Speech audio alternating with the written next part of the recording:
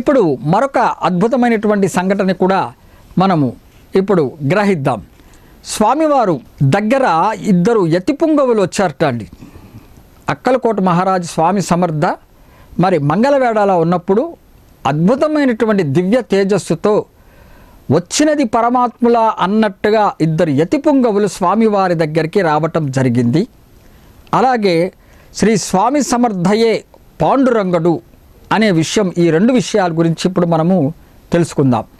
మంగళవేళలో మరి శ్రీ స్వామి సమర్థ కూర్చుని ఉన్నారటండి. ఒకసారి భక్తుల మధ్యలో స్వామివారు కూర్చొని ఉన్నారు. అనేక మంది భక్తులు కూడా చుట్టూ, అప్పటికే స్వామివారి యొక్క పేరు ప్రఖ్యాతులు బాగా చుట్టుపక్కలంతా కూడా వ్యాపించుట చేత స్వామివారిని దర్శించుకోవడానికి అనేక మంది వస్తూ పోతుంటారనే విషయం కూడా మనం గ్రహించాలి. అలాగే ఆ గ్రామంలో చుట్టుపక్కల ఉన్నటువంటి అందరు భక్తులు కూడా స్వామివారి దర్శనానికై వచ్చి అక్కడ స్వామి చుట్టూ కూర్చున్నారు. అందులో ఆ భక్తులలో ముఖ్యమైనటువంటి వారు బసప్ప, కృష్ణాజీ పంత్, అలాగే బాలకృష్ణ బువ్వ. మరి వీళ్ళ గురించి మనం ముందు కూడా చెప్పుకున్నాం. వీళ్ళు చరిత్రలో ముఖ్యమైనటువంటి భక్తులని కూడా. మరి ఆ ముగ్గురు కూడా ఆ భక్తుల మధ్యలో కూర్చొని ఉన్నారు స్వామివారి చరణాల దగ్గర. ఈ బసప్ప, కృష్ణాజీ పంత్, అలాగే బాలకృష్ణ బువ్వ అనే అతను కూడా కూర్చొని ఉన్నారు. స్వామివారి భక్తులందరితో మాట్లాడుతూ ఉండే మరి అక్కడ ఒక్కసారిగా ఇద్దరు యతిపుంగవులు దర్శనమిచ్చారు. అక్కడ రావడం జరిగింది. వారు దివ్య తేజస్సుతో ఎన్నో సూర్య కాంతులతో, అంటే మనకు ఒక సూర్యుడి కాంతినే మనము చూస్తే ఆ సూర్యకాంతి ముందు నిలబడి సూర్యుని చూడాలంటే చూడలేమండి ఆ కాంతికి.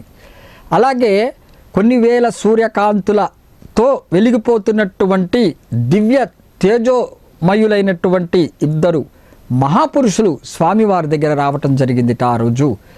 అది భక్తులు కూడా చూశారు. అక్కడ ఉన్నటువంటి భక్తులు చూశారు.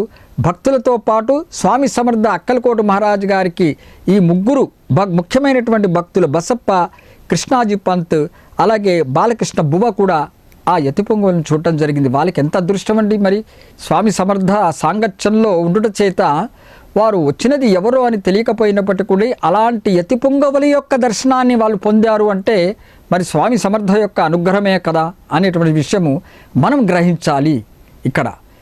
సరే, ఆ యతిపుంగలు రావటం, వాళ్ళిద్దరూ మెరుపులాగా మెరిసిపోతూ ఆ స్వామి సమర్థ అక్కలకోట మహారాజు దగ్గర రావడం జరిగింది.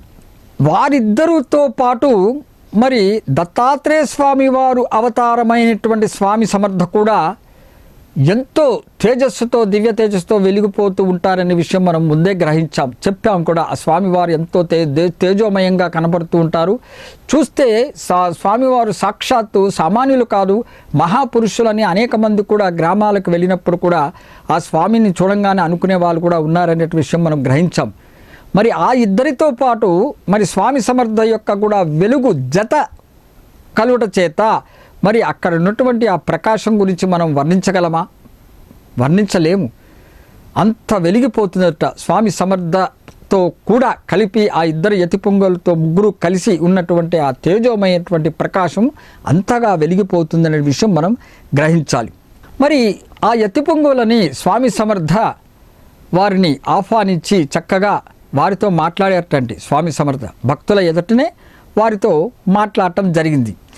మరి వీరు ముగ్గురు మాట్లాడుకుంటున్నారే కానీ అసలు వారు ఏం మాట్లాడుకుంటున్నారు, వారి భాష ఏమిటి అని అక్కడ ఉన్నటువంటి ప్రజలు, అక్కడ ఉన్నటువంటి భక్తులు, స్వామి సమర్థ చుట్టూ ఉన్నటువంటి భక్తులు వాళ్ళు గమనించినప్పటికి కూడా వారిలో ఎవరికీ అర్థం కాలేదు. వారు మాట్లాడుకునే భాష ఏమిటి, ఏం మాట్లాడుకుంటున్నారు. ఆ ముగ్గురు చక్కగా ఒకరినొకరు వాళ్ళు సమాధానాలు పరుచుకుంటూ వాళ్ళు మాట్లాడుకుంటుంటే ఆ ఏం మాట్లాడుకుంటున్నారు అనేటువంటి విషయం వాళ్ళకి ఎవరికి బోధపడలేదట. వారి భాష అర్థం కాలేదట. అంటే ఇక్కడే మనం గ్రహించాలి, వచ్చినది సామాన్యులా కాదు, దేవతల యొక్క భాష దేవతలకే అర్థమవుతుంది.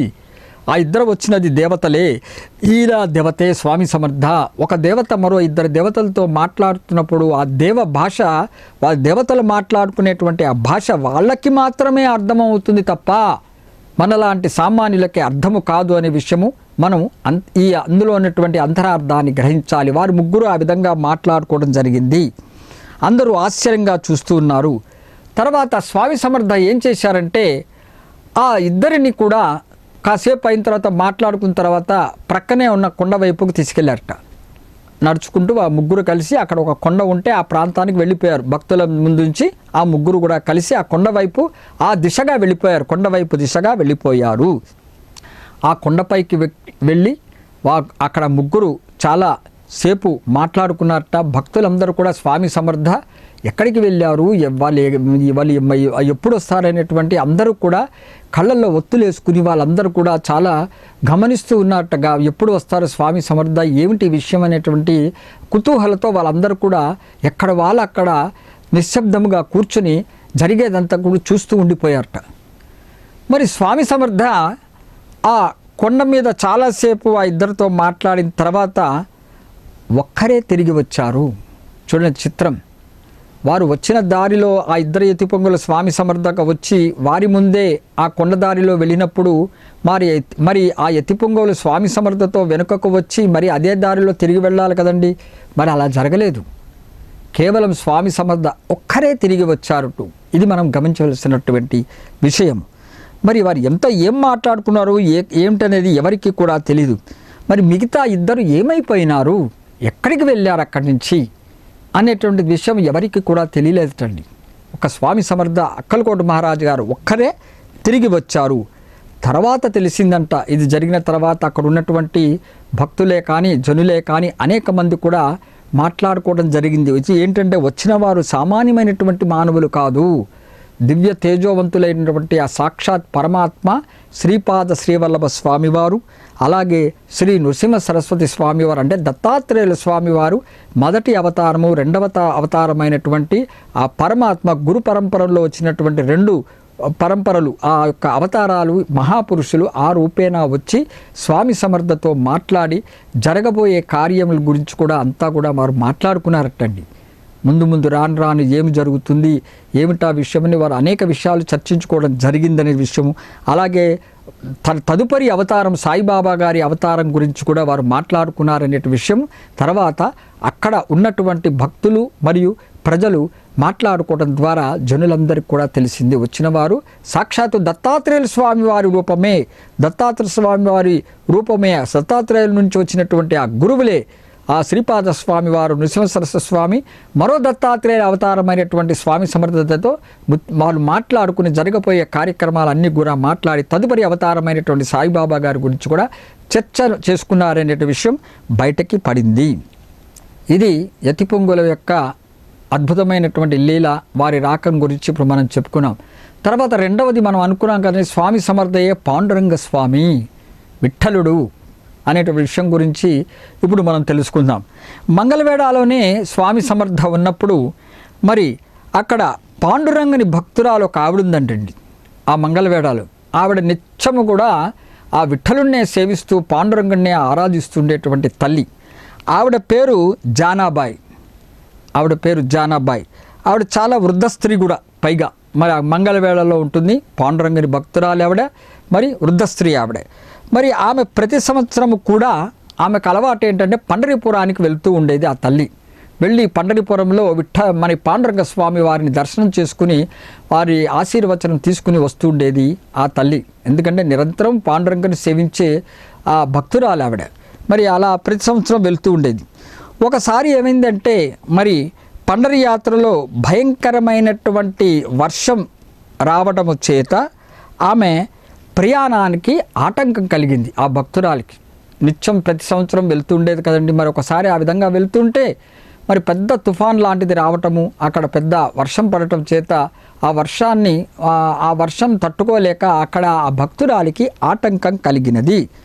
మరి ఆ పాండురంగుని పైన భక్తి చేత మరి తన ప్రయాణం ముందుకు సాగదేమో అని చింతపడిపోయింది ఆ తల్లి. మరి అలా భక్తురాలకి ఎలా ఉంటుందండి, స్వామిని చూడాలి, ఏమైనా సరే స్వామి కడకు వెళ్ళాలి, స్వామిని దర్శించుకోవాలి అనేటువంటి ఒక పట్టుదల ప్రతి భక్తులకి ఉంటుంది. అలాగే ఇక్కడ భక్తురాలి విషయంలో కూడా జరిగినది. ఆ పాండురంగ స్వామిని ఏ విధంగా చూడాలి, ఎంత పెద్ద వర్షమైనా పడుతుంది కదా అనేటువంటి మరి ఆమె లోపల మదన పడుతుంది. అరే నా స్వామిని చూడలేకపోతున్నాను, పాండురంగ స్వామిని దర్శించుకోలేకపోతున్నాను, వర్షం వలన నాకు ఇది ఒక పెద్ద ఆటంకం కలిగింది అనే బాధ లోపల ఆమె కుమిలిపోతుంది. అదే సమయంలో అంత పెద్ద వర్షములో మరి ఆ భక్తురాలి ఎదుట చిత్రముగా ఉన్నట్టుండి స్వామి సమర్థ ప్రత్యక్షమయ్యారు. చూడండి ఎంత అద్భుతమైనటువంటి లీలలో. ఒక్కొక్క లీల వింటూ ఉంటే మనకి మన ఉన్నవాళ్ళము ఆ స్వామి లీలలు ఎన్ని తెలుసుకున్నా మనకి తక్కువే. మరి ఎన్ని తెలుసుకున్నా మనకి ఆ స్వామివారు చూపించే లీలలు వింటుంటే మనకి ఎంత ఆనందం కలుగుతూ ఉంటుంది అనే విషయం మనం గ్రహించాలి. అంత పెద్ద వర్షంలో మరి పాండురంగ స్వామి వెళ్ళేది పాండురంగ స్వామి వారి కోసమండి, కానీ కనిపించినది శ్రీ స్వామి సమర్థ. మరి ఒక గురువు ప్రత్యక్షమయ్యారు అంటే పాండురంగ స్వామి కోసం వెళ్తున్నటువంటి భక్తురాలి కోసము ఆ భగవంతుడే గురు రూపేమన, గురువుకి భగవంతుడికి వ్యత్యాసము లేదు అనేటువంటి చూపిస్తున్నారు స్వామివారి ఇక్కడ. అంటే ఆయన సాక్షాత్తు బ్రహ్మ విష్ణు మహేశ్వరుని చెప్పుకున్నాం కదండి. అందులో విష్ణు అంటే పాండురంగుడే కదండి. ఆ పాండురంగ స్వామే స్వామి సమర్థ దత్తాత్రేయ స్వామి వారే కదా. దత్తాత్రేయ స్వామి ఆ మూడు రూపాల యొక్క కలయికే కదా. ఆ మూడు యొక్క రూపాల కలయిక ద్వారానే కదా గురువు వచ్చినది. గురు పరంపర కొనసాగుతున్నది అనేక నామరూపాలతో. ఈ రూపము ఈ నామములో స్వామి సమర్థ అనే నామము రూపములతో స్వామి సమర్థ ప్రత్యక్షమయ్యారట ఆ భక్తురాలి ముందుట. ప్రత్యక్షమై ఏమన్నారంటే స్వామివారు, ఇక్కడ నీకు పాండురంగుడు కనబడలేదా? నీకు ఇక్కడ పాండురంగ స్వామి కనబడటలేదా? ఆయన పండరీపురంలోనే ఉన్నారా అని ప్రశ్నించారట స్వామివారు. చూసారా, మరి భక్తురాలి కోసం భగవంతుడు పరిగెత్తుకుని వస్తాడు అంటే నిదర్శనం ఇదే. మన భక్తి కనుక పూర్తిగా విశ్వాసముతో నమ్మకముతో మనము ఏకమాత్ర దృష్టి మనము నమ్ముకున్నటువంటి పరమాత్మ మీద పెడితే అనన్య భక్తితో ఉంటే స్వామివారు పరిగెత్తుకుని వస్తాడు భక్తుడి కోసం అనేటువంటి విషయము గ్రహించాలి. ఆ భక్తురాలికి పండరీపురం వరకు వెళ్ళని అవసరం లేకుండానే ఆ భయంకరమైనటువంటి వర్షములో అక్కడ వచ్చినటువంటి పరిస్థితుల ప్రభావం చేత ఆమె మదన పడుతుంటే, నా స్వామిని పాండురంగ స్వామిని నేను దర్శించుకోలేకపోతున్నాను అనేటువంటి ఒక మదన పడుతుంటే మరి స్వామి సమర్థ ప్రత్యక్షమయ్యి ఆ భక్తురాలికి ముందు మరి దర్శనమిచ్చి ఏం చెప్పారంటే, ఇక్కడ నీకు పాండురంగుడు కనపడడం లేదా? పాండురంగుడు మరి పండరీపురంలోనే ఉన్నాడా అనేటువంటి ప్రశ్న వేశారట శ్రీ స్వామి సమర్థ. ఆ మాట వినేటప్పటికీ మరి ఆ భక్తురాలైనటువంటి వృద్ధ స్త్రీ మరి ఆమె కనులు ఇట్లా కనులని నలుపుకుని చూసింటండి. ఏమిటిది, నిజమా, కలయా, సత్యమా, లేదా నా భ్రమయా అనే భ్రాంతితో ఉన్నానా అనేటువంటి విషయము ఆమె మనకు సాధారణంగా అనుకుంటాను, కానీ ఒకసారి మనము ఊహించని విషయం మన కళ్ళ ముద్దట కనిపించినప్పుడు మనం కళ్ళని నలుపుకుని చూస్తాం, నిజమేనా ఇది అని. అలాగే ఈ భక్తురాలి విషయంలో అదే జరిగినది. తన కళ్ళను నలుపుకొని చూసిందిట. ఎదురుగుండా చూస్తే మరి స్వామివారు సాక్షాత్తు పాండురంగుడి దర్శనం ఇప్పించారు స్వామి సమర్థ. ఆ భక్తురాలు ఎవరైతే ఆ పాండురంగ స్వామిని నమ్ముకొని పండరీపుర యాత్ర ప్రతి సంవత్సరం చేసేదో, ఆ సంవత్సరంలో ఆటంకం వచ్చినప్పటికీ ఆ భక్తురాలు ఆ పవిత్ర స్థానానికి వెళ్ళపోయినప్పటికీ కూడా ఆ భక్తురాలి కోసం పాండురంగడే వెనుకకు తిరిగి వచ్చి దారిలో ఎక్కడైతే ఆగిందో ఆ భక్తురాలి కను ముందర ప్రత్యక్షమై చూపించారు. స్వామి సమర్థ గురువు పరమాత్మ, పరమాత్మ గురువు ఇద్దరికీ భేదము లేదు, ఒక్కరే. వారే దత్తాత్రేయ స్వామి వారు, వారే దత్తా సృష్టి స్థితి లయకారులు, త్రిమూర్త్యాత్మక రూపము కలిగినటువంటి ఆ సద్గురువు అనేటువంటి విషయము మనం ఈ యొక్క అద్భుతమైనటువంటి లీలలో మనం గమనించవచ్చును. కాబట్టి ఆమె వెంటనే ఆ భక్తురాలు మరి ఇంతటి దర్శనం కలిగించినటువంటి స్వామి సమర్థ వెంటనే పాండురంగడు చూసింది. మళ్ళీ ఆ స్థానంలో ఆ గురువు అయినటువంటి మరి సద్గురువు అయినటువంటి స్వామి సమర్థ కనపడంగానే సమర్థుడు అని అందుకని ఎందుకు మళ్ళీ చెప్తున్నానంటే, భక్తురాలి మనసులో కోరికని గమనించిన వాళ్ళే సమర్థుడు, అన్ని తెలిసిన అలా కనుక్కునే వాళ్ళే సమర్థులు. ప్రతి జీవి యొక్క మనసులోని విషయాన్ని గ్రహించిన వాళ్ళే సమర్థులు, అట్టివారే సద్గురువులు అనేటువంటి విషయం మనం గ్రహించాలి. మళ్ళీ ఆ స్వామి పాండురంగ స్వామిని చూసి ఆనందపడి ఆ తల్లి పాండురంగడి పాదముల మీద పడి నమస్కరించే వెంటనే మళ్ళీ యథాస్థానంగా ఆ ప్రదేశంలో స్వామి సమర్థ అక్కలకోటి మహారాజు గారే కనబడ్డారు ఆ భక్తురాలికి. స్వామి పాదాలకి వందనము చేసుకుని ఎంతో ఆనందపడిందిట ఆ తల్లి, ఎంతో కృతజ్ఞత చెప్పుకుంది స్వామివారికి. ఆ స్వామివారు సాక్షాత్తు పాండురంగడే అనేటువంటి విషయము గురువు సద్గురు సాక్షాత్తు పాండురంగడే అనే విషయం కూడా గ్రహించింది. కాబట్టి అవధూత సదానంద పరబ్రహ్మస్వరూపిణే విదేహదేహ రూపాయ దత్తాత్రేయ నమోస్తుతే. ఇప్పుడు మరొక కొన్ని అద్భుతమైనటువంటి మంగళవేడాలు అనే స్వామి సమర్థ చూపించి ఆ మంగళవేడ గ్రామాన్ని వదిలి ముందుకు పోవటం జరిగే విషయం గురించి ఇప్పుడు మనం గ్రహిద్దాం. స్వామి సమర్థ ఈ విధంగా ఎన్నెన్నో లీలలు మంగళవేడలో చూపించి ఆ గ్రామంలోనే కాకుండా ఒక మంగళవేడ అనే గ్రామంలోనే కాకుండా ఆ మంగళవేడ గ్రామం చుట్టుప్రక్కల గ్రామాలు కూడా స్వామివారి యొక్క పేరు ప్రఖ్యాతలను విని స్వామి యొక్క లీలలను మహిమలను విని అనేక మంది వారి కష్టాలను చెప్పుకునేందుకు స్వామి సమర్థ కోసం మంగళవేడకి రావటం, స్వామివారిని దర్శించుకోవటము, వారి యొక్క కష్టసుఖాలను చెప్పుకుంటూ స్వామితో వారు సాంగత్యం చేయటం జరిగింది. ఇలా జరిగిన మరి కొన్ని రోజుల పిదపర స్వామివారు అనేక మంది అక్కడ భక్తులు వస్తుంటారని చెప్పుకున్నాం కదండి.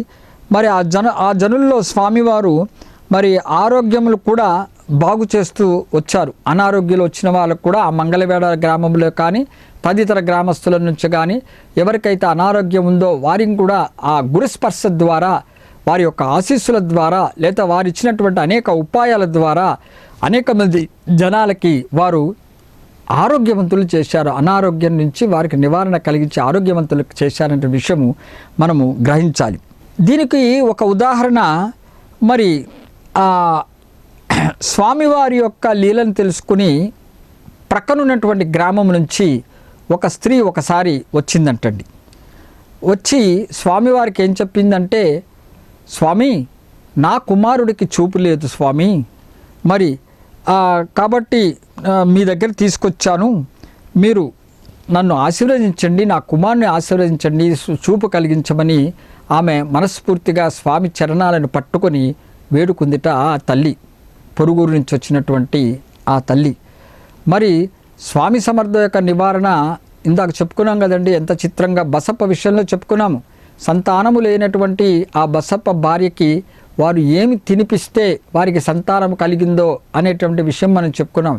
ఇక్కడ కూడా స్వామివారు ఏం చేశారంటే, మరి ఆ బాలుడికి చూపు లేదని ఎప్పుడైతే చెప్పిందో, వేడుకుందో, స్వామివారిని కరుణించమని అనుగ్రహించమని ప్రాధేయపడిందో, మరి స్వామివారు ఏం చేశారంటే ఆ బాలుడికి పొదలలో ఆయన స్వామివారు అక్కడ పక్కకు వెళ్ళి అక్కడ పొదలు కనబడ్డాయటండి, ఆకులతో కూడినటువంటి అనేక పొదలు కనబడ్డాయి. అందులో ఆ పొదలలోకి వెళ్ళి స్వామివారు కొన్ని ఆకులను తెంపారట. స్వామి ఆ పొదల్లో ఉన్నటువంటి ఆకులను తెంపి ఆ బాలుడికి ఏం చేశారంటే కళ్ళకి కట్టమని చెప్పారు. ఏదైతే కోసారో ఆకులనే స్వామివారు ఆ తల్లికిచ్చి, నీ పిల్లవాడికి ఆ 2 కళ్ళకి కట్టమ్మా అని చెప్పారట. మరి అట్లా 3 రోజులు ఆ విధంగానే కట్ల నుంచి ఉపవాసంగా ఉండమని స్వామి చెప్పారు.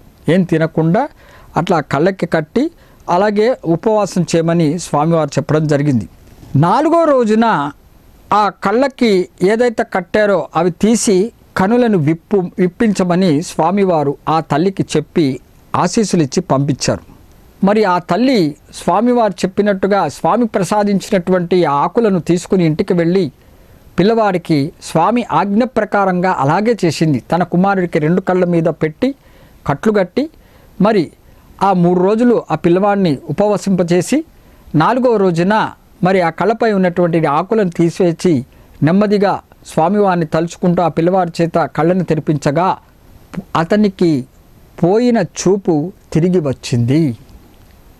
అతను అంతా చూడగలిగాడు. స్వామి యొక్క అనుగ్రహము చేత, ఆశీస్సుల చేత అతనికి తిరిగి తన చూపుని తెప్పించారు స్వామివారు. ఇది ఒక అద్భుతమైనటువంటి లీల.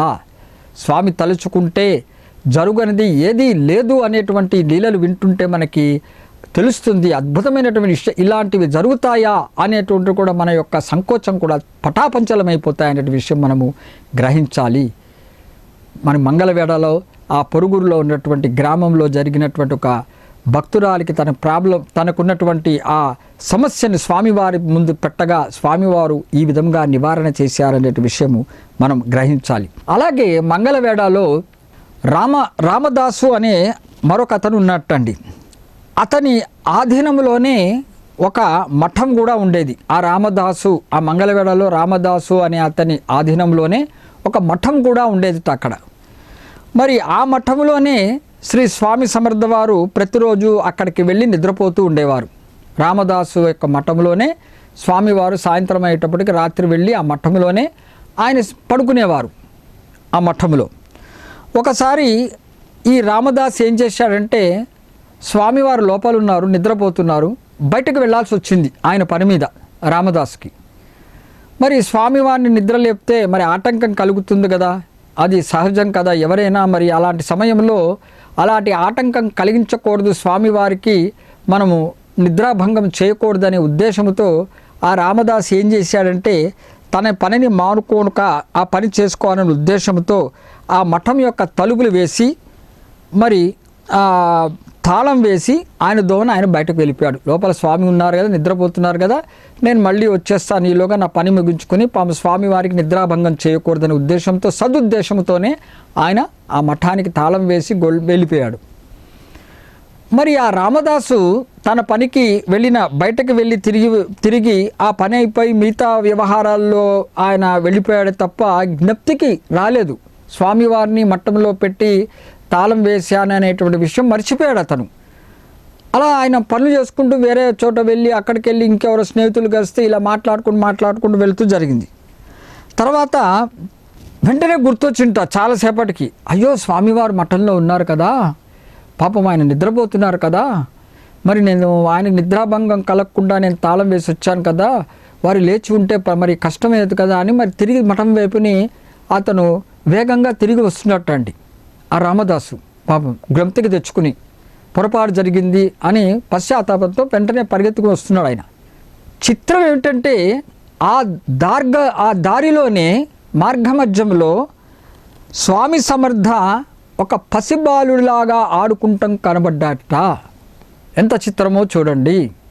ఒక పక్క స్వయంగా ఆ రామదాసు వారి యొక్క సొంత చేతులతోనే పూర్తి జ్ఞాపకంతోనే ఆయన తాళం వేసి మరి స్వామి నిద్రపోతున్నారు కదా అని ఎరుక కలిగి ఆయన నిద్రాభంగం కలగకూడదని తన పని మీద వెళ్ళి దారి మధ్యలో ఆయన పనులను పూర్తి చేసుకుని వేరే పనుల వెలికి మిత్రులతో అందరితో మాట్లాడిన తర్వాత ఆయనకి మర్చిపోయి ఆ సంఘటన మళ్ళీ గుర్తు తెచ్చుకొని పశ్చాత్తాపడి తిరిగి వస్తుంటే ఒక పక్క తాళం వేసి ఉన్నటువంటి ఆ మఠము లోపల స్వామివారు ఉన్నారు అనేటువంటి విషయం అందరికీ మనకి ఇప్పుడు ఈ లీల విన్న ద్వారా అందరికీ తెలిసింది. అయినప్పటికీ స్వామి సమర్థ మార్గమధ్యములోనే ఒక పసిబాలుడిలాగా ఆడుకుంటూ రామదాసుకి కనిపించారట స్వామివారు. దీనిని బట్టి మనకి ఏం తెలుస్తుందండి? ఈ లీల ద్వారా మనకి ఏమి తెలుస్తుంది అని అనుకుంటే, శ్రీ దత్తాత్రేయ స్వామి వారిని ఎవరైనా బంధించగలరా? పరమాత్మని ఎవరైనా బంధించగలరా? సర్వాంతర్యామి, అంతటా ఉన్నది ఆయనే, అందరిలోనూ ఉన్నది ఆయన. లోపల స్వామివారే, వెలుపల స్వామివారే. వారు లేని ప్రదేశం అంటూ లేదు, వారు లేని ఖాళీ స్థలం అంటూ లేదు. దత్తాత్రేయుల స్వామి వారు లేరు అనేటువంటి ఖాళీ స్థలమే లేదు. పూర్తిగా పూర్ణముగా వ్యాపించున్నటువంటి ఆ దత్త భగవానుడు, అలాంటి దత్త భగవాన్ని మఠములో నిద్రపోతున్నారు మనం తాళం వేసి వచ్చిన ఆ స్వామివారు మరి బయట కనిపించి ఆ రామదాస్కి కళ్ళు తెరిపించడం అంటే ఇదే. సర్వాంతర్యామి అవధూత అంటేనే పరమాత్మ. దత్తాత్రేయ స్వామి వారు సద్గురు రూపేణ వచ్చి అనేకమైనటువంటి లీలలు చేస్తున్నారనే విషయం మనం గ్రహించాలి. అద్భుతమైనటువంటి లీలలు కదండి. ఇటువంటి లీలలు వింటూ ఉంటే మనకి ఎంతో ఆనందము, సంతోషం కలుగుతూ ఉంటుంది. స్వామివారిని ఎప్పుడు వెళ్ళాలి, అక్కలకోటకి ఎప్పుడు వెళ్ళాలి, స్వామిని ఎప్పుడు దర్శించుకోవాలి, నృసింహ సరస్వతి స్వామిని ఎప్పుడు దర్శించుకోవాలి, అలాగే పిఠాపురంకి వెళ్ళి శ్రీపాద శ్రీవల్లభ స్వామి వారిని ఎప్పుడు దర్శించుకోవాలి, మాణిక్యనగర్కి వెళ్ళి మాణిక్య ప్రభుల వారిని ఎప్పుడు దర్శించుకోవాలి, షిరిడీకి వెళ్ళి శ్రీ సాయినాథుని ఎప్పుడు దర్శించుకోవాలి, ఇలాంటి కాంక్ష, షేవ్గాంకి వెళ్ళి గజానన మహారాజ్కి ఎప్పుడు మనం దర్శించుకోవాలి, ఇలాంటివంటి ఆలోచనలు మనకు కలుగుతూ ఉంటాయి. గొప్ప గొప్ప సద్గురువులు మనకి ఉన్నారండి. కాబట్టి వారిని మనం అనునిత్యము వారిని స్మరణ చేసుకుంటూ ఉండాలి. వారి యొక్క చరిత్రములను మనం వింటూ ఉండాలి. ఇలాంటి అద్భుతమైనటువంటి వారి యొక్క లీలను తెలుసుకుంటే మనకి నాకు స్వామి ఉన్నారు కదా అనేటువంటి ధైర్యం కలుగుతుంది. ఎటువంటి బాధ ఉండదు. ఎటువంటి అనారోగ్యం వచ్చినప్పటికి కూడా మనము నిస్వార్థముగా స్వామి సేవలో ఉంటూ ఉంటే, స్వామి యొక్క ఎరుకలో ఉంటూ ఉంటే మనం భయపడవలసిన పని లేదు అనే విషయం కూడా గ్రహించాలండి. సద్గురు మరి ఈ స్వామి సమర్థ ఆ భక్తుడికి ఈ విధంగా చూపించారు. దారిలోనే కనిపించి పసిబాళ్ళలాగా ఆడుకున్నారు.